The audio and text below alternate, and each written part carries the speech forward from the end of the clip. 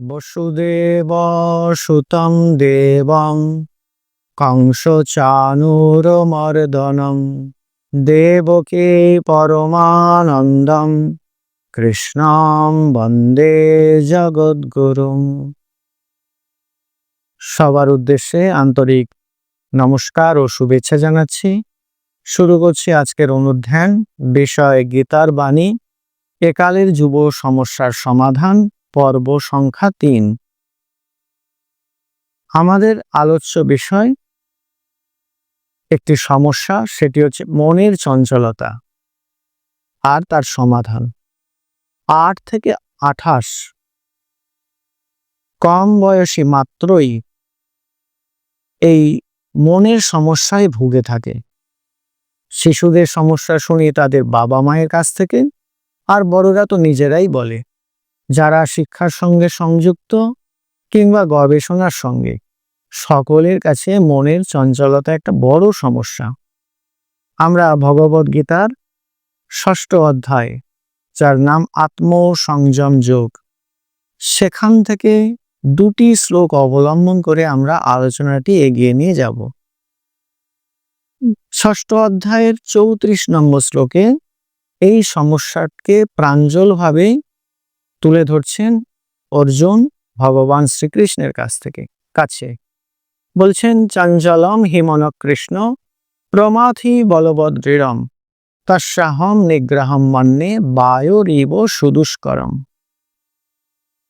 অর্জুন বলছেন, মনটি সত্যি চঞ্চল, অশান্ত আর অবাধ্য, একেবারে দুর্দমনীয়, অথচ দৃঢ় এবং শক্তিশালী। একে বশে আনা আর বাতাসকে নিরুদ্ধ করার চেষ্টা করা সমান। তো আমরা অর্জুনের মুখে ২টি চিত্র পাচ্ছি মনের, যে তার নেগেটিভ লক্ষণ হচ্ছে মন চঞ্চল, অশান্ত, অবাধ্য, এক কথায় দুর্দমনীয়। আর পজিটিভ লক্ষণ কি? দৃঢ় আর শক্তিশালী। মনের একটি চিত্র আমরা একটি জনপ্রিয় প্রচলিত শ্লোকে পাই। সেখানে বলা হচ্ছে, মর্কট মদিরোন্মত্ত বৃশ্চিকেন হি দংশিত পশ্চাৎ ভূত গণৈর্যুক্ত তাদৃশ হি মনোরাম। বলছেন, দেখো, একটা বাঁদর মদিরা পানে উন্মত্ত হয়েছিল, তাকে আবার বিছে দংশন করেছিল, পরে সেটি ভূতগ্রস্ত হয়েছিল। বাঁদর এমনিতেই চঞ্চল, এবং এই সমস্ত হওয়ার জন্য সে কতই না উন্মত্ত হয়ে উঠেছিল। মানব মনের দশা ঠিক এই রকম। ভারতবর্ষ হাজার হাজার বছর ধরে মনের কথা জেনেছে, ভেবেছে, মনকে মনের মতো করে তুলতে চেয়েছে। আমাদের মনোবিদ্যা, আমাদের যোগ দর্শন মনকে মনের মতো চিরকালই করতে চেয়েছে। ভগবান শ্রীকৃষ্ণ, তিনি মহান শিক্ষক। তিনি সমস্যাকে যেমন উপেক্ষা করেননি, তেমনি সমস্যা পীড়িতকেও অবজ্ঞা করেননি। তিনি সমস্যাকে তুচ্ছ তাচ্ছিল্য করে উড়িয়ে দেননি, বরং সহানুভূতি এবং গুরুত্বের সঙ্গে বিবেচনা করে বলছেন, অসংশয়ম মহাবাহ মনদুর্নিগ্রহম চলম অভ্যাসেন তু কৌন্তেয় বৈরাগ্যেন চ গৃহ্যতে। সহানুভূতি আর ভরসা দিয়ে বলছেন যে, হে মহাবাহ, এ বিষয়ে কোনো সন্দেহ নেই, মনকে নিয়ন্ত্রণ করা অত্যন্ত শক্ত, কিন্তু অভ্যাস আর বৈরাগ্যের দ্বারা এটি সম্ভব। একথা তিনি বলছেন যে অভ্যাসের দ্বারা আর বৈরাগ্যের দ্বারা এই মনের নিয়ন্ত্রণটি সম্ভব। অর্থাৎ কৃষ্ণ ২টি উপায় বলছেন, প্রথমত অভ্যাস আর দ্বিতীয়ত বৈরাগ্য। অভ্যাসের সঙ্গে তো আমরা সবাই পরিচিত। আমরা এও জানি অভ্যাসে অনেক কিছুই, অনেক কঠিন বিষয় আয়ত্তে আনা যায়। যেমন তবলার বোল দিনের পর দিন বাজাতে বাজাতে তা আমরা হাতে এনে ফেলি। সার্কাসের অবাক করা খেলাগুলি, সেগুলি মাসের পর মাস অভ্যাস করতে করতে সেটি তাদের কাছে সাবলীল হয়ে ওঠে। অবশ্য অভ্যাসের সঙ্গে চাই ইচ্ছা শক্তি আর আত্মবিশ্বাস। আমি পারবো, ঠিক পারবো, অবশ্যই পারবো, এই মনোভাবটি খুব দরকার। কৃষ্ণ আরেকটি কথা বলছেন, বৈরাগ্য। মন কেন ছুটে বেড়ায়? কারণ সে জগতের নানা বিষয়ে তীব্র আকর্ষণ বোধ করে। এই আনকন্ট্রোল অ্যাট্রাকশন কে বলে আসক্তি বা অ্যাটাচমেন্ট। মনকে এই আসক্তি থেকে মুক্ত করাই হলো বৈরাগ্য। মনকে বিচার বুদ্ধি দিয়ে নিরস্ত্র করতে হবে। মনকে বোঝাতে হবে, তুমি যদি এই আকর্ষণ এড়াতে না পারো, তাহলে কি হবে? দুঃখই তোমার ললার লিখন হবে।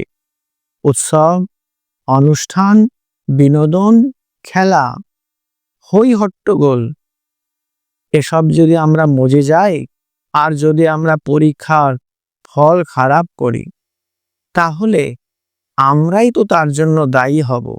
এভাবে মনকে বোঝাতে হবে। পতঞ্জলি তার যোগসূত্র গ্রন্থের একটি সূত্রে তিনি লিখছেন যে অভ্যাস বৈরাগ্যাভ্যাম তার নিরোধ চিত্তবৃত্তি। এখানেও সেই একই কথা বলা হচ্ছে যে চিত্তবৃত্তিকে নিরোধ করতে গেলে অভ্যাস আর বৈরাগ্য দরকার। আমাদের চিত্ত এমনি শান্ত হ্রদের মতো, যখন তাতে একটি চিন্তার ঢেউ ওঠে, একটি চিন্তার পাথর আমরা ছুঁড়ে দিই, তখন সেটি বৃত্ত হয়ে চারিদিকে ছড়িয়ে যায়। আর এই রকম ছড়ানো মনকে আমরা যদি অভ্যাস আর বৈরাগ্যকে কাজে লাগাই, এই মনকে একাগ্র করার ক্ষেত্রে তাকে একাগ্র করা সম্ভব হয়। বৈরাগ্য হচ্ছে আকর্ষণীয় বস্তু থেকে মনকে ফিরিয়ে আনা। এটা তো একটি নেগেটিভ প্রসেস। মন তো যেন একটি ছোট্ট ছেলে, সে সবসময় দৌড়াচ্ছে, তাকে বুঝিয়ে সুঝিয়ে বারবার ফেরত আনতে হবে। এতে হতাশ হলে হবে না, হতোদ্যম হলে হবে না। সে ধৈর্য ধরে দিনের পর দিন, মাসের পর মাস, বছরের পর বছর চালিয়ে যেতে হবে। ঠাকুর একে বলছেন অভ্যাস যোগ। আর মনে জোর রাখতে হবে, আমি পারবই, আমার দ্বারা হবে। We shall overcome, we shall overcome, we shall overcome someday. O deep in my heart I do believe we shall overcome someday. আমরা করব জয়, আমরা করব জয়, আমরা করব জয় একদিন। আহা বুকের গভীরে রয়েছে প্রত্যয়, আমরা করব জয় একদিন। আগে বড় বড় সার্কাস দলে দেখা যেত বাঘের খেলা, সিংহের খেলা, কিন্তু আজকাল এই পশু পক্ষীদের যাতে আমরা নিরাপদে রক্ষা করতে পারি, তার জন্য অনেক আইন হয়েছে, আর এই সব খেলাগুলোও উঠে গিয়েছে। তো আগেকার দিনে এই যে খেলা হতো, তাতে হিংস্র বাঘ সিংহকে সার্কাসের যারা রিং মাস্টার, তারা তাদের অত্যন্ত কষ্ট করে বশে আনতো। তাদের মধ্যে তো একটা অমার্জিত বন্যতা আছেই। সেই অমার্জিত বন্যতাকে দীর্ঘকাল ধরে চেষ্টা করতে করতে তারা বশে আনতো। তারা তো এটা সহজ বলে মোটেও মনে করতো না, কিন্তু বশে তো আসতো, খেলা তো দেখানো হতো। তো সুতরাং যদি বাঘ সিংহকে বশে আনা যায়, আমাদের এই অমার্জিত চঞ্চল মনটাকে কি আমরা বশে আনতে পারবো না? আমাদের মন যতই অমার্জিত হোক না কেন, যতই ডানপিটে ছেলের মতো হোক না কেন, অভ্যাসের দ্বারা বশে আনা সম্ভব। তাকে আমরা অনুগত ভৃত্যের মতোই বশে আনতে পারি। আর যদি আমরা সেটি না পারি, তাহলে তারাই আমাদের উপর, সেই অমার্জিত মন আমাদের উপর বশিং করবে। আর সেটা মোটেও ভালো নয়। যে কোনো ধরনের শিক্ষার জন্য মনকে বশে আনা, শান্ত করা অত্যন্ত জরুরি, নইলে সবই বৃথা।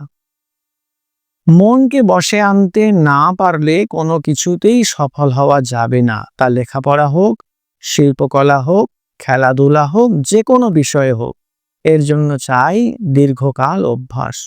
অভ্যাসে যে অসাধ্য সাধন হয়, তার একটি দৃষ্টান্ত আমি এখানে উপস্থাপন করছি। বিখ্যাত সুরকার ও শিল্পী, সঙ্গীত স্রষ্টা বিটোভেন, তিনি একটি সান্ধ্য আসরে পিয়ানো পরিবেশন করছিলেন। চতুর্দিকে পিন ড্রপ সাইলেন্স, সবাই মুগ্ধ হয়ে শুনছে। যখন পিয়ানো বাদন শেষ হলো, একজন সামনের সারি থেকে মনের অজান্তেই বলে উঠল, ভগবান যদি আমার এমন প্রতিভা দিতেন। এ কথায় বিটোভেন তার দিকে তক্ষুনি তাকালো আর বললেন, প্রতিভা, তুমি কি আমার মতো 40টা বছর ধরে রোজ 8 ঘন্টা করে পিয়ানো অভ্যাস করতে পারো? তাহলে তুমিও আমার মতো বাজাতে পারবে। তো সুতরাং প্র্যাকটিস করতে হবে। যে কোনো ক্ষেত্রে সফল হওয়ার জন্য অভ্যাসটা খুব গুরুত্বপূর্ণ। স্বামী বিবেকানন্দ বলছেন, আমাকে যদি আবার পড়াশোনা করতে বলা হয়, আমি প্রথম যেটা করব সেটি হচ্ছে মনটাকে বশে আনার চেষ্টা করব। আমরা রামকৃষ্ণ মিশনের প্রতীকটার কথা ভাবতে পারি। সেই প্রতীকটাতে আমরা দেখি প্রতীকটি একটি সর্প বেষ্টনী দিয়ে ঘেরা, মাঝখানে একটি রাজহংস, তরঙ্গায়িত সলিল, তার পিছনে একটি সূর্য আর একটি পদ্মফুল। এই নিয়ে একটি প্রতীক স্বামী বিবেকানন্দ তিনি নিজেই সেটি অঙ্কন করেছিলেন। তো এই যে সর্প বেষ্টনী, এটি হচ্ছে যোগ বা মনঃসংযমের প্রতীক। ওই সাপের ফনা আমাদের মনঃসংযমের বার্তা দিচ্ছে। এক আমেরিকান গবেষিকা তিনি তার গ্রন্থে এইরকম একটি বার্তা দিয়েছেন। তিনি বলছেন যে সাপ যখন ব্যাঙের উপর বা ইঁদুরের উপর টার্গেট করে, তখন টোটাল ফোকাসটা থাকে ব্যাঙ বা ইঁদুরটির উপর। ফনা বিস্তার করে সাপ কিন্তু টার্গেট করে আছে এবং সেই ফোকাসটাকে সাপ কিন্তু হোল্ড করছে। আর যেন ওই ফনা বিস্তার করে বাকি জগৎটাকে কাট অফ করছে, বাতিল করে দিচ্ছে। তো এইটি আমাদের ভাবতে হবে। টোটাল ফোকাস, হোল্ডিং আর কাট অফ। আমরা যে অভ্যাস আর বৈরাগ্যের কথা বলছি সেটি যেন এখানে বলা হয়েছে। টোটাল ফোকাস করার চেষ্টা আর সেটা হোল্ড করা, এটি অভ্যাসের মধ্যে। আর এই যে কাট অফ বা বাতিল করে দেওয়া, এটি যেন বৈরাগ্য। ফনা তোলা সাপের কথাটি আমাদের ভাবতে হবে, তাহলে ব্যাপারটা আমরা বুঝতে পারব। আমরা এমনিতেই দেখি ছোটরা যখন পড়াশোনা করে কেমন মাথা গুঁজে পড়ে, অর্থাৎ সে যেন টোটাল ফোকাস দিতে চাচ্ছে আর গোটা জগৎকে বাদ দিতে চাইছে। কেন? গোটা জগৎ তাকে পড়তে অসুবিধা তৈরি করছে। আরেকটি কথা, আমাদের প্রতিটি বিষয়ে কিন্তু ফোকাস করতে হবে, মনটাকে একাগ্র করতে হবে প্রত্যেক বিষয়ে। আমরা মনে করি কেন পড়াশোনা বা কঠিন বিষয়ের ক্ষেত্রে আমরা একাগ্র করব, বাকি ক্ষেত্রে আমরা হালকা চালে থাকবো, মনটাকে আমরা বিক্ষিপ্ত হতে দিতেই পারি। কিন্তু এটা ঠিক নয়। মন কিন্তু একটা, ওই এক মন, যে মন দিয়ে আমি অঙ্ক কষি, ফিজিক্স কেমিস্ট্রি পড়ি, ওই মন দিয়ে কিন্তু আমি খেলা দেখি, ওই মন দিয়ে আমি কিন্তু বিনোদন করি। তো কিন্তু সেই মনটাকে যদি আমরা একবার ছড়িয়ে ফেলি, বিক্ষিপ্ত করে ফেলি, সেই মন দিয়ে কিন্তু আমরা কিছুতেই আবার পড়াশোনার কাজে লাগাতে পারবো না, আবার পুনরায় ফোকাস করতে পারবো না। আমরা ছোটবেলায় অনেক সময় ওই বাবার সেভিংস বক্স থেকে ব্লেড নিয়ে পেন্সিল কাটতাম। তো তাতে কি হতো, আমরা মনে করতাম বাবা কিছুই বুঝবেন না, আবার ঠিকমতো প্যাকিং করে রেখে দিতাম। কিন্তু বাবা যখন সেভ করতে যেতেন তখন কিন্তু তিনি ধরে ফেলতেন এই পেন্সিল কে বের করেছিল। আমরা ভাবছি বাবা জানলো কি করে? আসলে যে ব্লেডটা দিয়ে আমরা পেন্সিল কেটেছি, কাঠের পেন্সিল, সেই ব্লেড কিন্তু ভোঁতা হয়ে গিয়েছে, তা দিয়ে আর সেভ করা যাচ্ছে না, অসুবিধা হচ্ছে। সুতরাং যে মন দিয়ে আমরা বিক্ষিপ্তভাবে ব্যবহার করব, সেই মন দিয়ে কিন্তু আমরা আবার সূক্ষ্ম কাজ করতে পারবো না। সেই জন্য সব সময় মনটাকে একাগ্র করে কাজ করতে হবে। মাইন্ডফুলনেস, মনের গোটাটা অংশ দিয়ে আমরা কিন্তু সমস্ত কাজ করব। সে সামান্য কাজ হোক আর কঠিন বিষয়ে পড়াশোনার কাজ হোক বা গবেষণার কাজ হোক, এটি যদি আমরা করি তাহলে কিন্তু আমরা মনটাকে যথার্থভাবে ট্রেন করতে পারবো আর ঠিকভাবে আমরা ফোকাস করতে শিখব। আজকের এই পর্যন্ত। সকলকে আমি আবার নমস্কার জানাই। বাকি আমরা আলোচনা করব পরবর্তী পর্বে। নমস্কার।